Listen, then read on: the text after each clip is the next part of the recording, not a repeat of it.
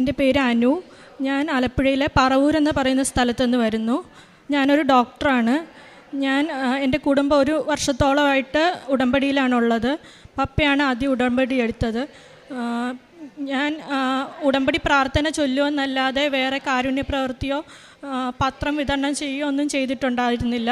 പത്രം വിതരണമായിരുന്നു എനിക്ക് ഏറ്റവും ബുദ്ധിമുട്ടുള്ള കാര്യം. ഭയങ്കര എന്തോ ഒരു നാണക്കേടോ അങ്ങനെ എന്തൊക്കെയായിരുന്നു എനിക്ക്. ഞാൻ ഇവിടെ വന്ന് MBBS കഴിഞ്ഞു. ആദ്യമായിട്ട് PG മെഡിക്കൽ എൻട്രൻസ് എഴുതി. എഴുതുന്നതിന് മുമ്പ് ഇവിടെ വന്ന് അച്ഛനെ കണ്ട് പ്രാർത്ഥിച്ചിട്ടൊക്കെയാണ് ഞാൻ പരീക്ഷ എഴുതിയത്. പക്ഷേ റാങ്ക് ഞാൻ വിചാരിച്ചതിനേലും വളരെ പുറകിലായിരുന്നു. ആ ഒരു റാങ്ക് വെച്ച് എനിക്കൊരു medical seat PG medical seat മെറിറ്റിൽ കിട്ടുക അസാധ്യമായിട്ടുള്ളൊരു കാര്യമായിരുന്നു. ഞാൻ അതിനുശേഷം ഇവിടെ വന്ന് ഞാൻ തന്നെ ഉടമ്പടി എടുത്തു. എന്നിട്ട് ഉടമ്പടിയിൽ ആ ഒരു മാസം എല്ലാ കാര്യങ്ങളും കറക്റ്റായിട്ട് ചെയ്തു. ഉടമ്പടി പത്രം വിതരണം ചെയ്തു, കാരുണ്യ പ്രവൃത്തികൾ ചെയ്തു, വചനം കേട്ടു, പ്രാർത്ഥനകൾ ചൊല്ലി എല്ലാം കറക്റ്റായിട്ട് ചെയ്തു. ആ മാസം തന്നെ എനിക്ക് മെറിറ്റിലെ PGയിൽ ഒഫ്താൽമോളജി സീറ്റ്, അതും കേരളത്തിൽ തന്നെ ലഭിച്ചു.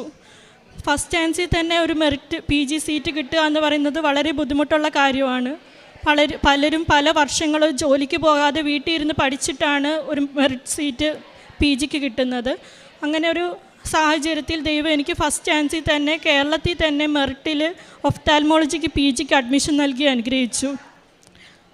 അതേപോലെ തന്നെ എൻ്റെ അമ്മയ്ക്ക് ഒരു 2 കൊല്ലമായിട്ട് ഒരു സ്കിൻ ഡിസീസ് ഉണ്ടായിരുന്നു. പല മെഡിസിൻസ് ഞാൻ കൊടുത്തു, പല ട്രീറ്റ്മെൻറ്റും കൊടുത്തിട്ടും അത് കുറയും പിന്നെയും വരും, അങ്ങനെ ചെയ്തുകൊണ്ടിരിക്കുകയായിരുന്നു. മമ്മി ഭയങ്കര ഒരു ഡിപ്രഷനിലേക്ക് പോയിരിക്കുമായിരുന്നു. ആ സമയത്ത് പിന്നീട് മരുന്നൊക്കെ നിർത്തി മമ്മി ഉടമ്പടി തൈലം മാത്രം തേക്കാൻ തുടങ്ങി.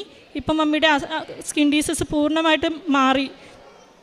പിന്നെ എൻ്റെ അപ്പൂപ്പൻ 1 വർഷത്തോളം മുട്ടിൻ്റെ ഒരു അസുഖം മൂലം ഫുൾ ബെഡ് റിഡൻ ആയിരുന്നു, കിടപ്പിലായിരുന്നു.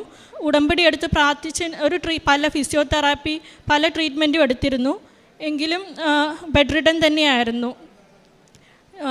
ഉടമ്പടി എടുത്തു, പ്രാർത്ഥിച്ചതിന് ശേഷം പിന്നെ ചെയ്യുന്ന ട്രീറ്റ്മെൻറ്റ്സ് എല്ലാം വളരെ എഫക്റ്റീവ് ആവുകയും ഇപ്പോൾ ഒരു വാക്കർ പോലും വേണ്ടാത്ത ആ രീതിയിൽ അപ്പൂപ്പൻ ഇപ്പോൾ വീട്ടിൽ കൂടെ നടക്കുന്നു.